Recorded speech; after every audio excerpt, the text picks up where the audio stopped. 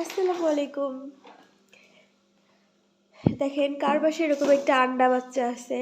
আমার রান্নাঘর থেকে মানে আমার আম্মুর রান্নাঘর থেকে দেখেন মশলার কৌটা তো এখানে ফেলছে সাথে দেখেন এখানেও নিয়ে আসছে। কি উঠাও উঠাও তুমি, দেখেন ওইটা নিয়ে আসছে।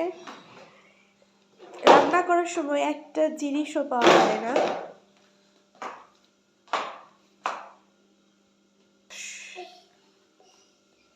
কি করছো তুমি? নানুর এগুলা নিয়ে আসছো কেন বাবা?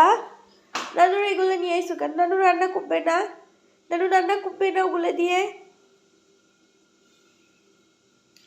বিড়াল কোথাকার।